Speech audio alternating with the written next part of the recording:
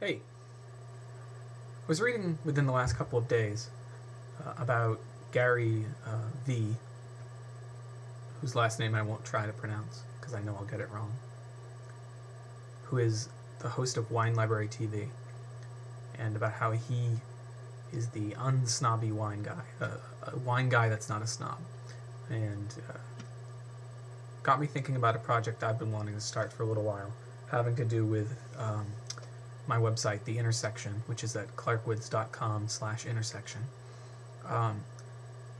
which is supposed to be about the intersection of the work life, the family life, and the creative life. And I thought one thing that I could offer to those people who are out there trying to balance these things, to writers particularly, is a reading list. It's something that before I did my MFA program, I had absolutely no idea. What do I read? What do I read to become a better author? Everyone tells me that I need to read in order to be a better writer. But what do I read? You know, there are things I know I enjoy, but I have a feeling that maybe I should be reading other things. Maybe there's some secret list somewhere that of things that I should be reading. So I thought it would be interesting to talk about some of the books that I think are sort of required reading for anybody that's working in contemporary American fiction, or contemporary fiction in general, contemporary English fiction. I don't speak other languages, so I gotta stick with English. I was sort of inspired by this book, which we picked up for the MFA program. You've Got to Read This. Contemporary American Writers Introduce Stories That Held Them in Awe, which is edited by Ron Hansen and Jim Shepard.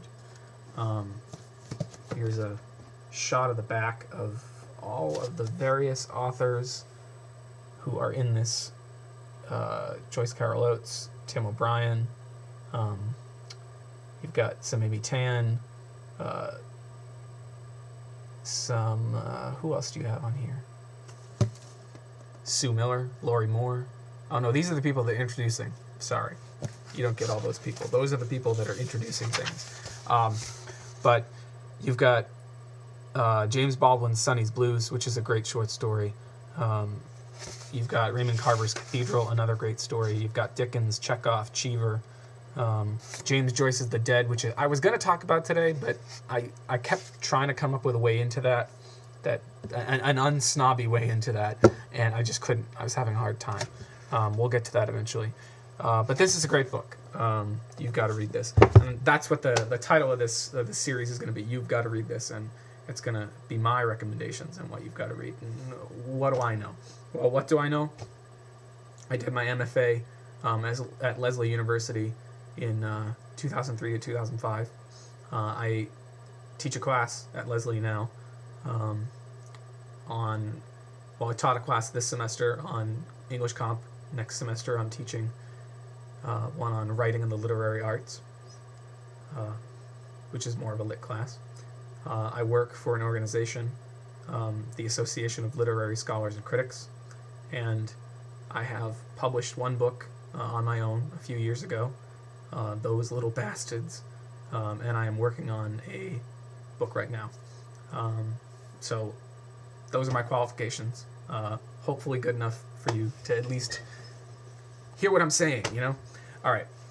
So the book I decided to talk about today, if you watch Oprah, you probably already know about this one. I think it was one of her picks recently. It also won the Pulitzer Prize, and that is a book called Middlesex by Jeffrey Eugenides. Why do I love this book? Why is it that I'm going to be making my students next semester read this book? It's a multi-generational family thing, which is what I deal with primarily, what I'm dealing with in my novel in progress. I love the sheer scope of it. I think books that somehow tie into history without being entirely reliant on that history are really interesting. You know, the history, in this case, which goes from around World War I to the present day, isn't really the key component, but it does play such an important supporting role. and I'm a big fan of history, so I think that's interesting. Also, how can you not love a book about hermaphrodite, which is what this book is about, in case you hadn't heard.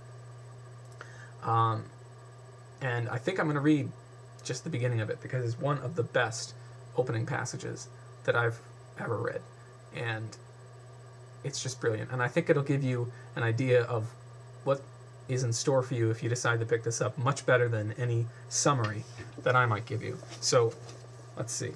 Here is the first page and a half of Middlesex by Jeffrey Eugenides.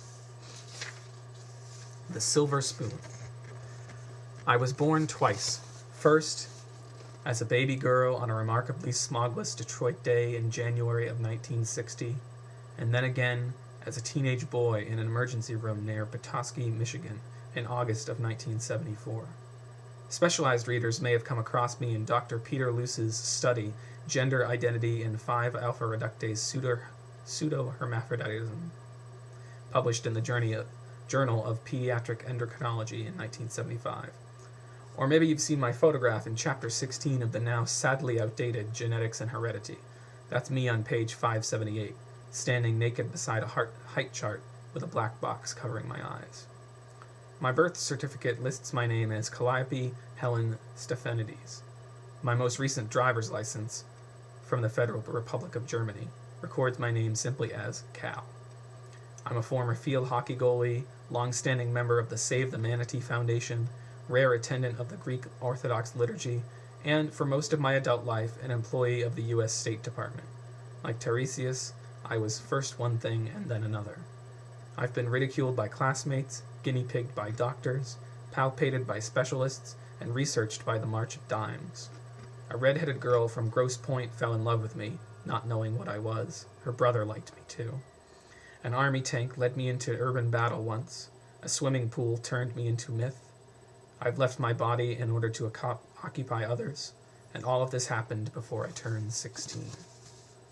But now, at the age of 41, I feel another birth coming on. After decades of neglect, I find myself thinking about departed great-aunts and uncles, long-lost grandfathers, unknown fifth cousins, or in the case of an inbred family like mine, all of those things in one. This roller coaster ride of a single gene through time. Sing now, O muse, of the recessive mutation on my fifth chromosome. Sing how it bloomed 2.5 centuries ago on the slopes of Mount Olympus, while the goats bleated and the olives dropped. Sing how it passed down through 9 generations, gathering invisibly within the polluted pool of the Stephanides family. And sing how Providence, in the guise of a massacre, sent the gene flying again, how it blew like a seed across the sea to America, where it drifted through our industrial rains until it fell to earth into the fertile soil of my mother's own Midwestern womb. Sorry if I get a little Homeric at times. That's genetic too. Oh, it's such a good book. And if that doesn't whet your appetite, well, there'll be something next time, I promise. So, until next time, this is Chris signing off with You've Got to Read This. What do you got to read this time? Middlesex, Jeffrey Eugenides. Check it out.